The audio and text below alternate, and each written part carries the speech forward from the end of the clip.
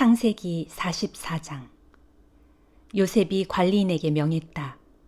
저들의 자루에 저들이 가지고 갈 수 있을 만큼 식량을 가득 채워라. 그리고 저들 각자의 자루아기에 각자가 낸 돈을 도로 집어넣어라.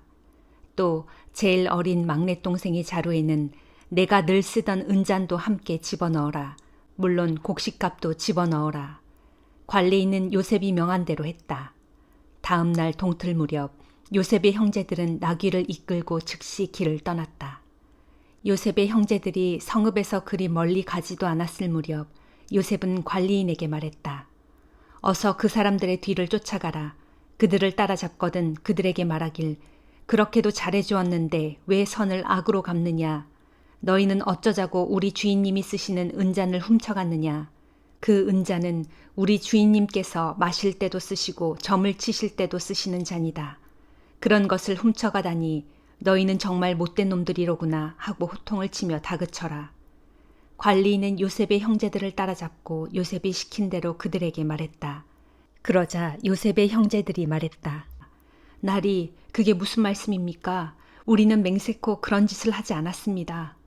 우리는 지난번 곡식자루에 들어있던 돈까지 가나안 땅에서 나리에게로 도로 가져오지 않았습니까? 그런 우리가 나리의 주인님 댁에서 은이나 금 같은 물건을 훔치다니요. 말도 안 됩니다. 만일 우리 중에서 누구라도 은잔을 가진 사람이 있다면 나리께서 그를 죽여도 좋습니다. 우리 또한 나리님의 종이 되겠습니다. 관리인이 말했다. 그렇다면 당신 말대로 합시다. 은잔이 나오면 그 사람만 내 종으로 삼겠소. 다른 사람들이야 죄가 없으니 가도 좋소. 요셉의 형제들은 짊어지고 있던 자루를 내려놓고는 각자 자루를 묶었던 끈을 풀었다. 관리인은 가장 나이 많은 맏아들의 자루부터 가장 나이 어린 막내 동생의 자루까지 샅샅이 뒤지기 시작했다. 그런데 마지막 베냐민의 자루에서 은잔이 나왔다. 형제들은 슬퍼하며 자기들의 옷을 찢고 울었다. 그들은 각자 나귀에 짐을 싣고 성으로 되돌아왔다. 유다와 그의 형제들이 요셉의 집으로 되돌아왔을 때 요셉은 아직 집에 있었다. 그들은 요셉 앞에 엎드려 절했다. 요셉이 형제들을 향해 말했다. 당신들은 어쩌자고 이런 짓을 저질렀소. 나 같은 사람이 얼마나 점을 잘 치는지 알지 못했단 말이오? 유다가 말했다. 저희는 주인님께 드릴 말씀이 없습니다. 저희가 무슨 말씀을 드릴 수 있겠습니까?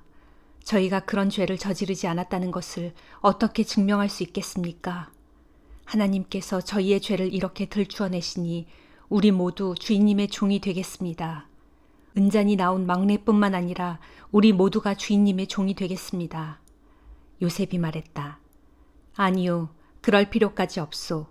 나는 내 은잔을 가져간 사람만 내 종으로 삼겠소. 다른 사람들은 집으로 돌아가시오. 당신들의 부친에게 걱정을 끼쳐드리지 마시오. 유다가 요셉에게 다가가 애원하였다. 총리 각하, 부탁입니다. 제가 각하께 조용히 드릴 말씀이 있습니다. 제발 노하지 마시고 제 청을 들어주십시오. 총리 각하께서는 파라오와도 같이 높으신 분이 아니십니까? 각하께서는 지난번 저희에게 당신들에게는 아버지나 형제가 계시오 하고 물으셨습니다. 그때 우리는 각하께 예, 연로하신 아버님이 계시고 그 부친께서 늙음하게 얻은 아이도 하나 있습니다. 그 아이 베냐민에게는 어머니가 같은 친형이 하나 있었지만 그 친형은 죽었습니다. 이제 그 아이의 엄마에게서 난 자식은 그 아이 하나뿐입니다. 그래서 아버님은 그 아이를 몹시 사랑하십니다 하고 말씀드렸습니다. 그러자 각하께서는 각하의 눈으로 직접 그 아이를 봐야겠다고 하시면서 그 아이를 이리로 데려오라고 말씀하셨습니다. 그래서 우리는 각하께 그 아이는 아버님 곁을 떠날 수 없습니다. 그 아이를 아버님 곁에서 떨어뜨려 놓으신다면 아버님께서는 돌아가시고 말 것입니다 하고 말씀드렸습니다. 그래도 총리 각하께서는 그 아이를 이리로 데려오지 않는다면 다시는 내 얼굴을 보지 못하게 될 것이요 하고 엄하게 말씀하셨습니다. 우리는 다시 아버님이 계신 곳으로 돌아갔습니다. 그리고 총리 각하께서 하신 말씀을 전부 아버님께 전해드렸습니다. 얼마 후 아버님께서 저희에게 이집트에 다시 가서 식량을 좀 사오라고 하셨습니다. 우리는 말했습니다. 아버지, 저희는 갈 수 없습니다. 저희가 막내를 데려가지 않고서는 이집트에 갈 수가 없습니다. 막내를 데려가지 않으면 우리는 이집트 총리를 다시 만날 수 없기 때문입니다. 그러자 아버님께서 우리에게 너희도 잘 알다시피 그 아이의 엄마가 낳은 아들은 둘뿐이다. 그런데 그중 한 아이는 이미 내 곁을 떠나고 없다. 나는 그 아이가 틀림없이 들짐승에게 찢겨 죽었다고 생각한다. 집에서 나간 뒤로 그 아이를 보지 못했기 때문이다.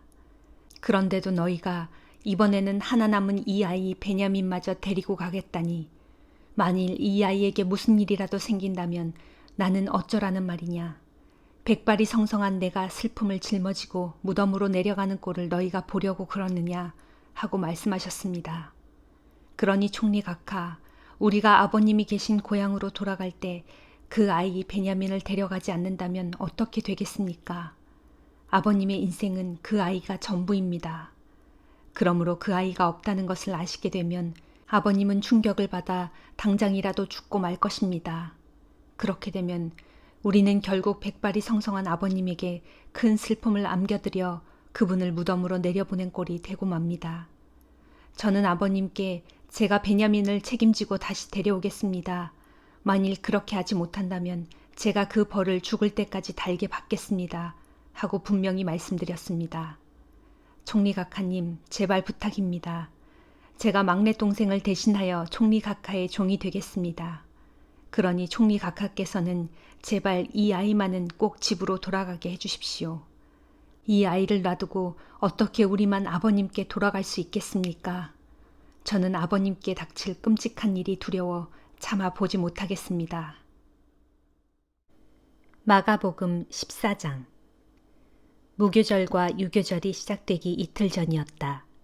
대제사장과 율법 교사들은 예수를 체포하여 죽일 방도를 찾고 있었다.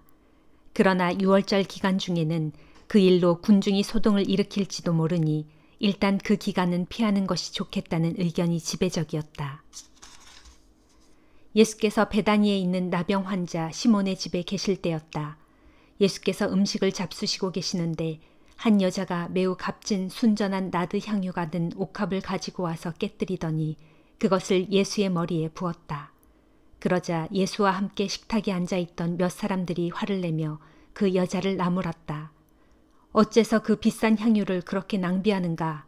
이 향유를 내다 팔면 좋기 300데나리온 이상은 받을 수 있을 텐데 그 돈을 가난한 사람들에게 나누어 주었더라면 얼마나 좋았겠는가? 그러자 예수께서 그들에게 말씀하셨다. 가만두시오. 왜 그 여자를 괴롭히는 것이오? 그녀는 내게 아주 갸륵한 일을 한 것이오. 가난한 사람들은 언제나 당신들 주변에 있으니 당신들이 마음만 있으면 어느 때고 그들을 도와줄 수 있소. 그러나 나는 언제까지나 당신들과 함께 있는 것이 아니오. 그러므로 이 여자는 자기가 할 수 있는 최선의 일을 한 것이오. 내 장례를 위하여 미리 내 몸에 향유를 부어준 것이오. 내가 분명히 당신들에게 말하겠소.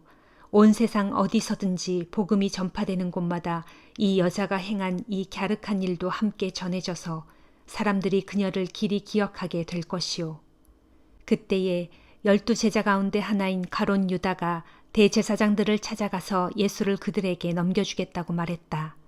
그들은 가롯 유다의 이 말을 듣고 무척 기뻐하며 그에게 돈을 주겠다고 약속했다.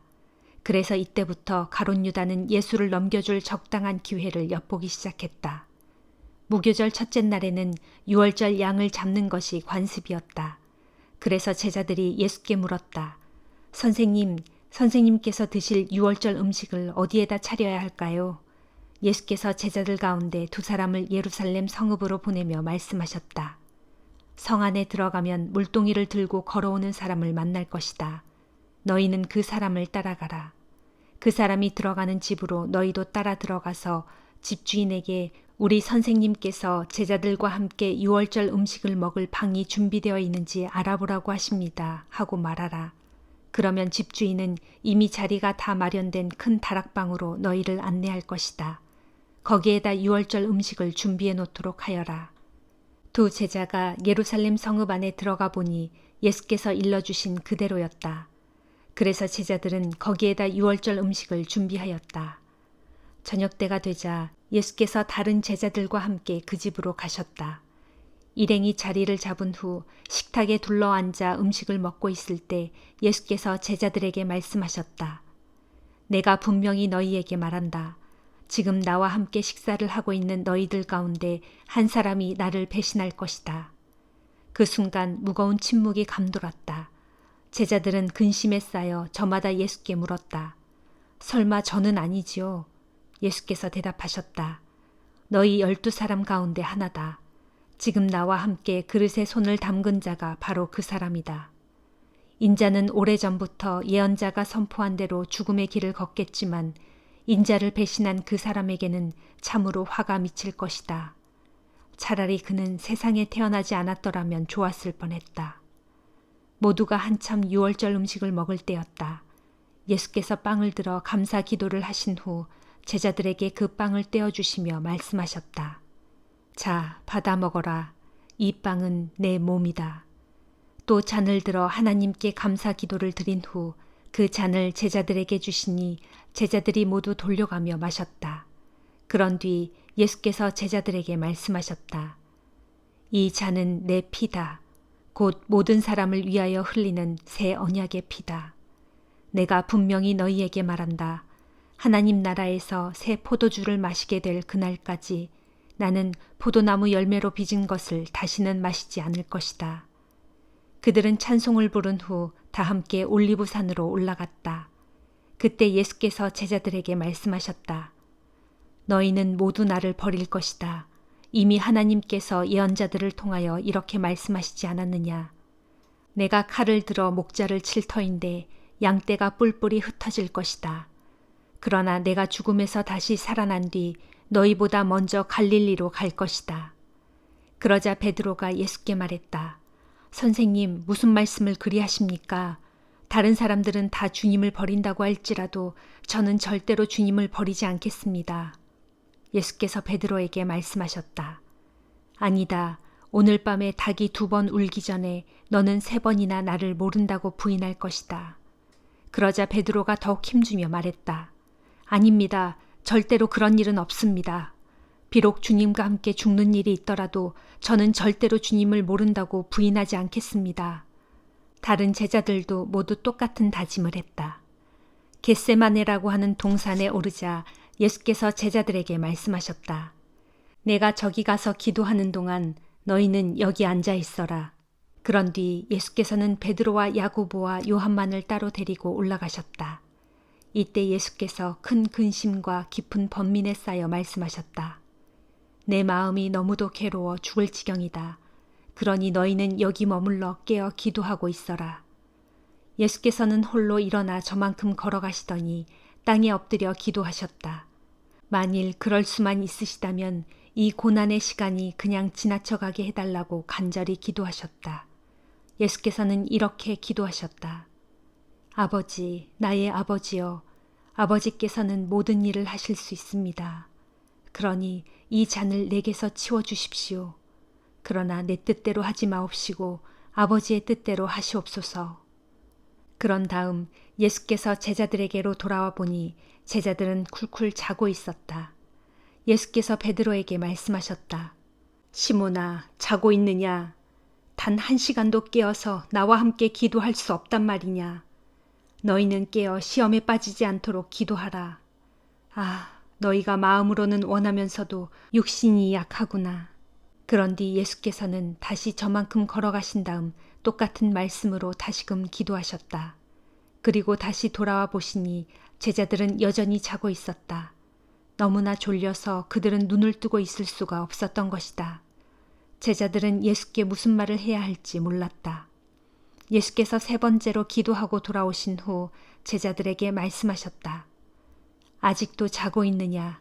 그쯤 쉬었으면 되었다. 이제는 때가 되었다.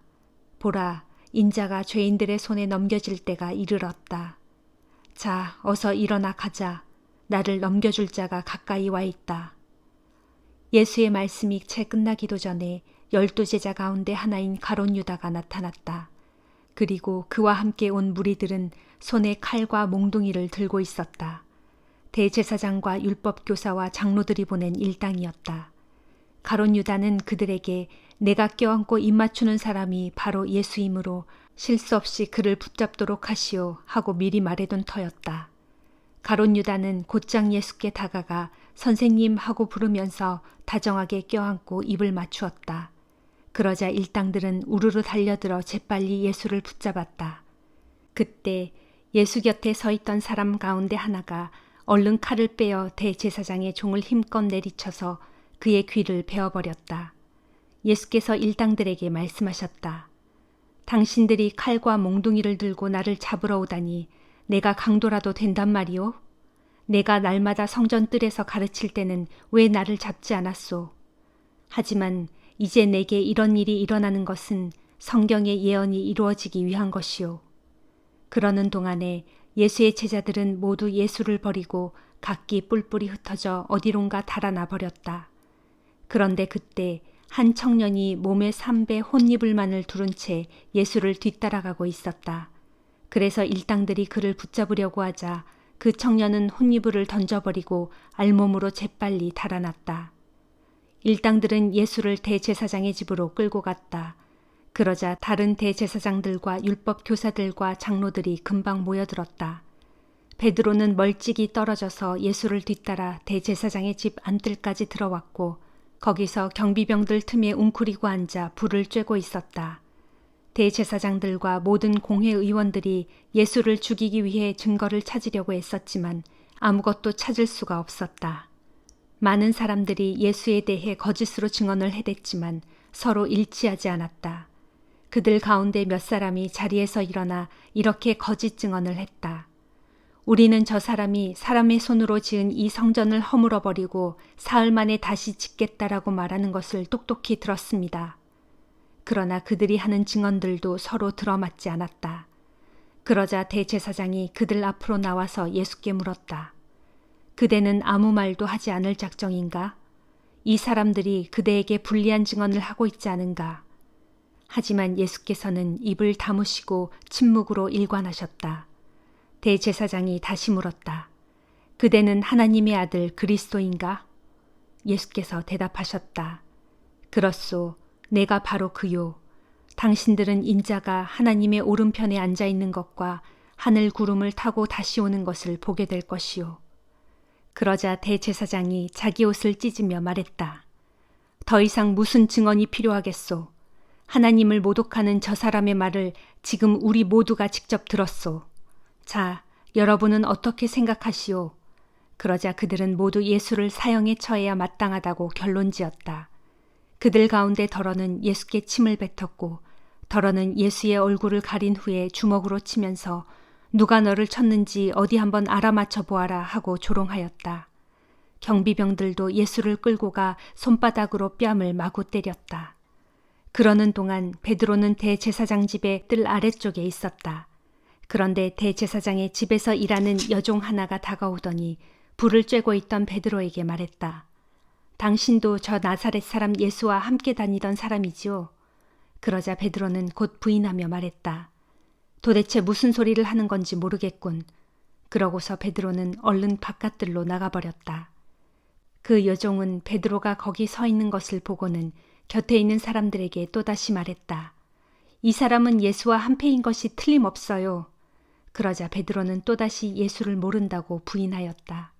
조금 뒤 곁에 서 있는 사람들이 다시 베드로에게 말했다. 당신도 갈릴리 사람이니 예수와 한패인 게 틀림없소. 그러자 베드로는 맹세까지 하면서 부인했다. 도대체 무슨 소리를 하는 겁니까? 나는 그 사람을 만난 적도 없소. 내 말이 거짓이라면 천벌이라도 받겠소. 바로 그때 닭이 2번째로 울었다. 그제야 베드로는 닭이 2번 울기 전에 너는 3번이나 나를 모른다고 부인할 것이다 라고 경고하신 예수의 말씀이 떠올랐다.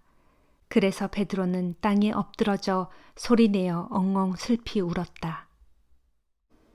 욥기 10장. 산다는 것이 이토록 괴롭고 고통스러우니 내가 내 마음속의 원통함을 털어놓지 않을 수가 없구나. 내가 내 영혼의 쓰라림을 말하지 않을 수가 없구나. 내가 하나님께 아뢰오니 주여 나를 정죄하여 죄인 마냥 다루지 마시고 도대체 무슨 까닭으로 주께서 나같이 하찮은 자와 이리 다투시는지 그 까닭을 말씀해 주소서. 주께서는 주의 손으로 친히 빚어 만드신 이 몸은 이리도 억압하고 멸시하시면서도 악인들의 계획은 저리도 잘 되게 하시니 그것이 정녕 옳고 선한 일입니까? 주께서도 육신의 눈을 갖고 계십니까?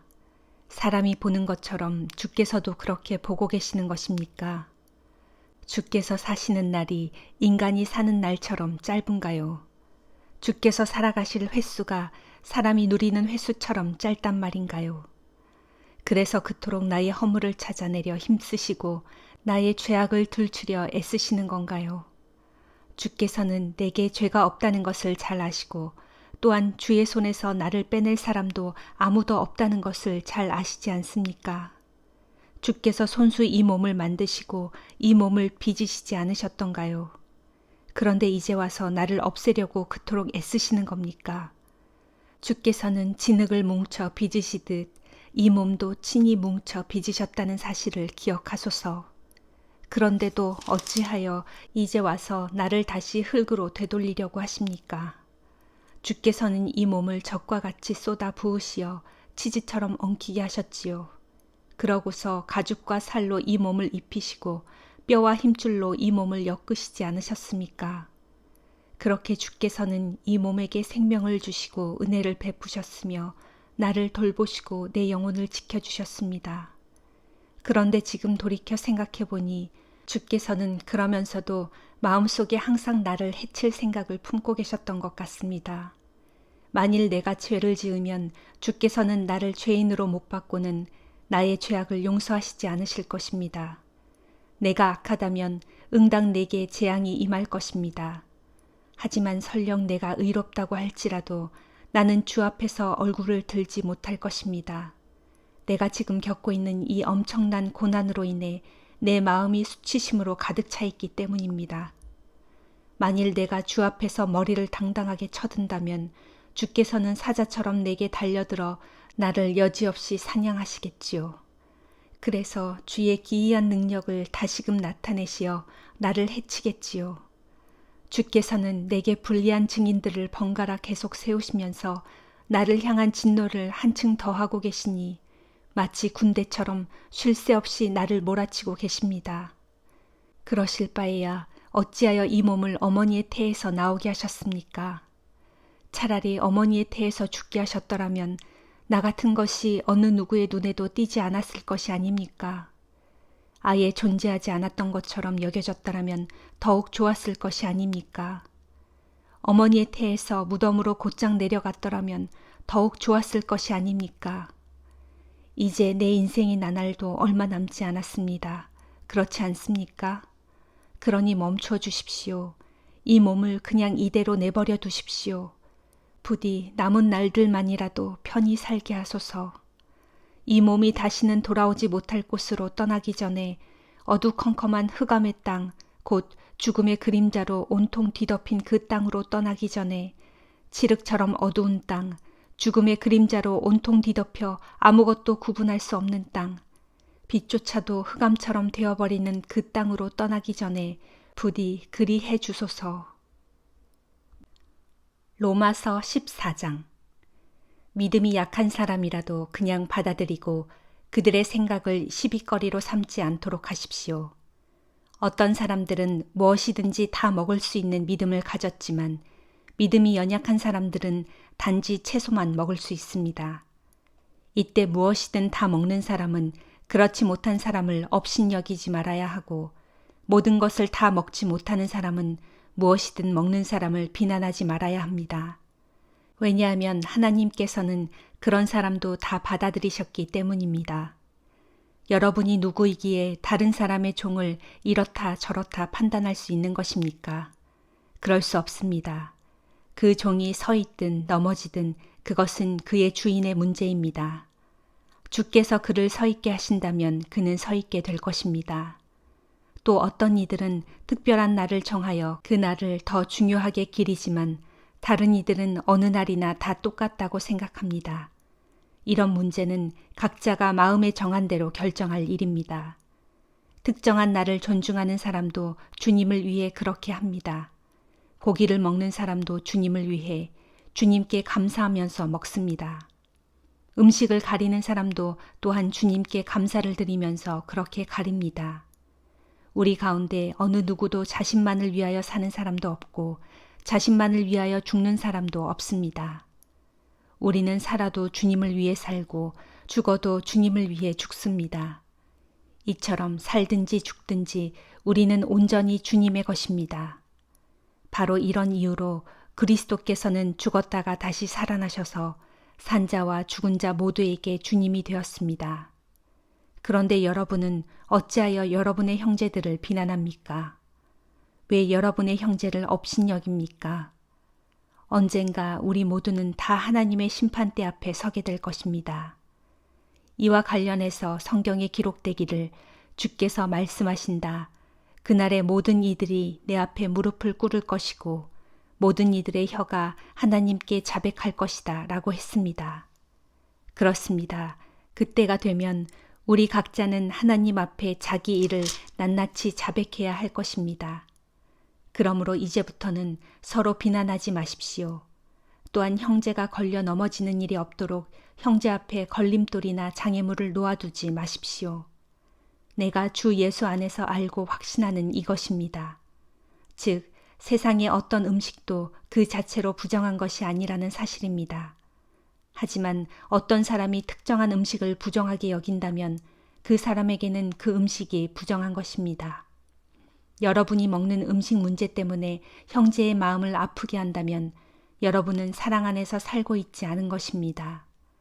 먹는 음식 문제로 형제를 망하게 하지 마십시오. 그리스도께서는 그 형제를 위해서도 죽으셨습니다. 그러므로 여러분이 하고 있는 일이 비록 옳은 일이라 할지라도 그것이 도리어 다른 사람에게 비난거리가 되지 않게 하십시오. 분명히 말하지만 하나님의 나라는 먹고 마시는 문제가 아니라 성령 안에서 누리는 의와 평강과 기쁨의 문제이기 때문입니다. 이렇게 그리스도를 섬기는 사람은 누구든지 하나님께 기쁨이 되고 사람에게도 인정을 받습니다. 그러므로 우리는 모쪼록 서로 화목하게 지내고 서로 덕을 세우는 일에 힘씁시다. 다시 강조하지만 음식 문제로 인해 하나님의 일을 그르치지 마십시오. 본래 모든 음식은 다 깨끗합니다. 그러나 어떤 음식을 먹음으로 해서 그 일이 다른 사람으로 걸려 넘어지게 하면 그것은 잘못된 일입니다.